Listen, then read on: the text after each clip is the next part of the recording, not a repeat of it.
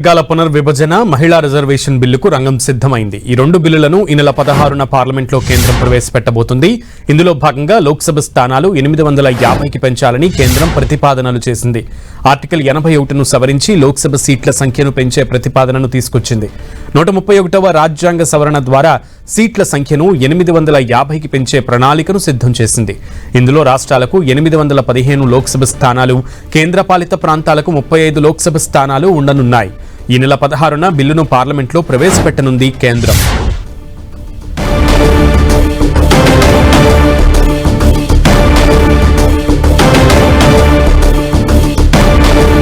నియోజకవర్గాల పునర్విభజన మహిళా రిజర్వేషన్ బిల్లుకు రంగం సిద్ధమైంది. ఈ రెండు బిల్లులను ఈ నెల 16న పార్లమెంట్లో కేంద్రం ప్రవేశపెట్టబోతుంది. ఇందులో భాగంగా లోక్సభ స్థానాలు 850కి పెంచాలని కేంద్రం ప్రతిపాదనలు చేసింది.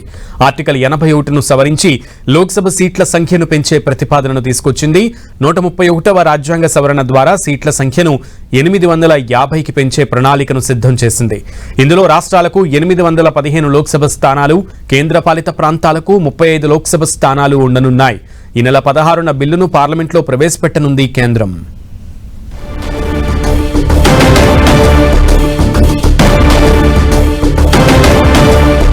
ఐదు 543 నుంచి 850కి లోక్సభ ఎంపీ సీట్ల సంఖ్య పెరగబోతోంది. రాష్ట్రాలకు 815 లోక్సభ స్థానాలు ఇక మీదట ఉండబోతున్నాయి. కేంద్రపాలిత ప్రాంతాలకు 35 లోక్సభ స్థానాలు ఉండనున్నట్లుగా బిల్లు అయితే రూపొందించడం జరిగింది. రాజ్యాంగ సవరణ బిల్లుపై ఎంపీలకైతే ఈ పాటికే సమాచారం అందింది.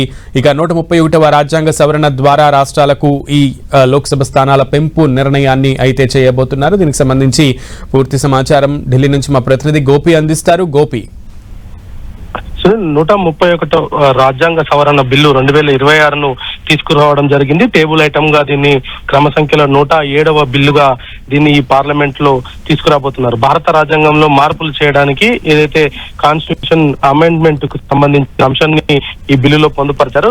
రాష్ట్రాల నుంచి గరిష్టంగా 815 సభ్యులు ఉంటారు. కేంద్ర పాలిత ప్రాంతాల నుంచి గరిష్టంగా 35 మంది పార్లమెంట్ సభ్యులు ఉంటారు. మొత్తం దాదాపు 850 వరకు కూడా ఈ సీట్లు పెరిగే అవకాశాలు కనపడుతున్నాయి. సీట్ల కేటాయింపు, నియోజకవర్గాల పునర్విభజనను డీలిమిటేషన్ కమిషన్ ఆధారంగా చేయబోతున్నారు. గతంలో ఉన్న కొన్ని పరిమితులను కూడా తొలగిస్తున్నారు. తాజా జనగణన డేటా ఆధారంగా సీట్ల కేటాయింపు జరుగుతుందనేది కూడా ఈ బిల్లు ద్వారా తెలుస్తుంది. 1971 జనాభా ఆధారంగా ఉన్న ఫ్రీజును తొలగించే దిశగా ఈ యొక్క అడుగులు ఈ బిల్లు ద్వారా సాధ్యమవుతాయి. రాష్ట్రాల అసెంబ్లీల సీట్ల పునర్విభజన కూడా కొత్త జనాభా ఆధారంగానే ఉంటుంది. ఇంకా ఎస్టీకి సంబంధించిన రిజర్వేషన్ పైన కూడా కొన్ని నిబంధనలను ఈ బిల్లులో తీసుకురాబోతున్నారు. ఈశాన్య రాష్ట్రాలు అరుణాచల్, మిజోరాం, నాగాలాండ్, మేఘాలయ, త్రిపురలో ప్రత్యేక నిబంధనలను తీసుకురాబోతున్నారు. మహిళలకు సంబంధించిన 33% రిజర్వేషన్ అమలుకు కూడా ఈ డీలిమిటేషన్ తర్వాత మాత్రమే ప్రారంభం కాబోతుంది. మరి ఈ రిజర్వేషన్ 15 సంవత్సరాల పాటు కూడా అమల్లో ఉండే విధంగా ఈ యొక్క బిల్లులో మార్పులు చేస్తున్నారు. అదేవిధంగా రొటేషన్ పద్ధతిలో నియోజకవర్గాల కేటాయింపు కూడా ఈ బిల్లు ద్వారా సాధ్యమవుతుంది. మహిళల రాజకీయ ప్రాతినిధ్యాన్ని పెంచడం ప్రధాన లక్ష్యంగా ఈ బిల్లును అర్థం చేసుకోవచ్చు. అదేవిధంగా జనాభా మార్పులకు అనుగుణంగా ఈ సీట్ల పునర్విభజన ఉండబోతుంది. ప్రజాస్వామ్య వ్యవస్థలో సమాన ప్రాతినిధ్యం కల్పించడమే ఈ యొక్క బిల్లులో ప్రధానంగా దీంట్లో ఉన్న సారాంశం అయితే మనం గమనించవచ్చు. అయితే 131 రాజ్యాంగ సవరణ ద్వారా ఈ యొక్క నూతన బిల్లును తీసుకురాబోతున్నారు. గోపి, అయితే ఇందులో సౌత్ స్టేట్స్ కి ఎన్ని సీట్ల మేర పెరగబోతున్నాయి, అలాగే నార్త్ స్టేట్స్ కి ఎన్ని సీట్ల మేర పెరగబోతున్నాయి? ఈ వ్యత్యాసానికి సంబంధించి ఇప్పటికే సౌత్ రాష్ట్రాలకు సంబంధించిన ముఖ్యమంత్రులు ఇప్పుడు అసహనం వ్యక్తం చేస్తూ అభ్యంతరం వ్యక్తం చేస్తున్నటువంటి పరిస్థితి ఉంది. సో దీనికి సంబంధించి ఏమైనా వివరణ ఉందా?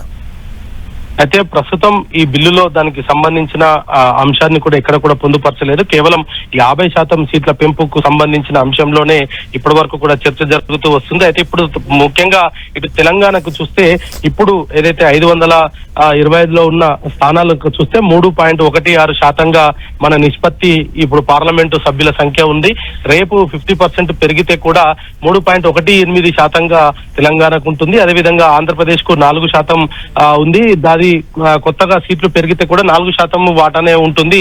కానీ 50% క్యాప్ పెంచడం తోటి ఇటు ఉత్తర భారతదేశంలో అంటే ఇప్పటికే ఎక్కువ స్థానాలు పెద్ద రాష్ట్రాలలో ఇప్పటికే ఎక్కువ పార్లమెంటు స్థానాలు ఉన్న నేపథ్యంలో ఆయా స్థానాలలో ఇంకా సీట్లు పెరిగే అవకాశాలు ఎక్కువగా ఉన్నాయి. అయితే నిష్పత్తిలో చూస్తే గనక ఇప్పుడున్న నిష్పత్తినే రానున్న రోజుల్లో కూడా కంటిన్యూ అయ్యే పరిస్థితి ఉంది. కాబట్టి దీనికి సంబంధించి అంటే ఈ నూతనంగా తీసుకువచ్చే బిల్లులో మరి ఎటువంటి ప్రతిపాదనలు చేస్తారు? ఎందుకంటే ఇప్పటికే ఆల్ పార్టీ మీటింగ్ పిలవాల్సిందే. ఆల్ పార్టీ మీటింగ్ తర్వాత ఈ బిల్లుల పైన కొంత నిర్ణయం తీసుకోవాలంటూ కూడా అఖిలపక్ష సమావేశం నిర్వహించాలంటూ కూడా ప్రతిపక్షాలు పట్టుబడుతున్న నేపథ్యంలో మరి సౌత్ కు సంబంధించి ముఖ్యంగా కేరళ, తెలంగాణ, కర్ణాటక, తమిళనాడు రాష్ట్రాల సీఎంలు ఇప్పటికే దీనికి సంబంధించి కూడా కేంద్రం దృష్టికి తీసుకువెళ్లడం జరిగింది. ఇటు ఎన్డీఏ పక్ష పార్టీ నేతలంతా కూడా అంటే చిన్న రాష్ట్రాలకు ఇది ఏ విధంగా నష్టం కలిగిస్తుంది, పెద్ద రాష్ట్రాలకు ఏ విధంగా లాభం కలుగుతుంది అన్న దానిపైన కూడా ఇప్పటికే ఎన్డీఏ పక్ష నేతలంతటితోటి కూడా మల్లికార్జున ఖర్గే మాట్లాడుతున్న నేపథ్యంలో మరి ఈ అంశానికి సంబంధించి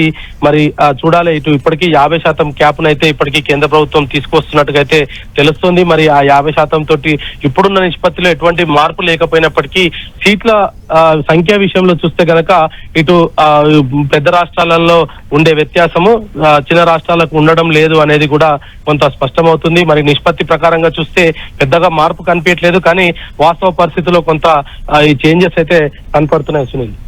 ఓకే గోపి.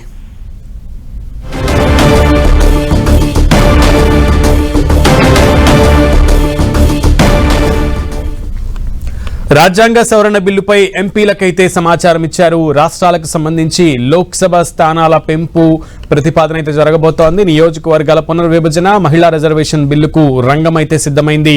ఈ రెండు బిల్లులను ఈ నెల 16న పార్లమెంట్లో కేంద్రం ప్రవేశపెట్టబోతుంది. ఇందులో భాగంగా లోక్సభ స్థానాలు 850కి పెంచాలని కేంద్రం ప్రతిపాదనలు చేసింది. ఆర్టికల్ 81ను సవరించి లోక్సభ సీట్ల సంఖ్యను పెంచే ప్రతిపాదనను తీసుకొచ్చింది. 131వ రాజ్యాంగ సవరణ ద్వారా సీట్ల సంఖ్యను 850కి పెంచే ప్రణాళికను సిద్ధం చేసింది.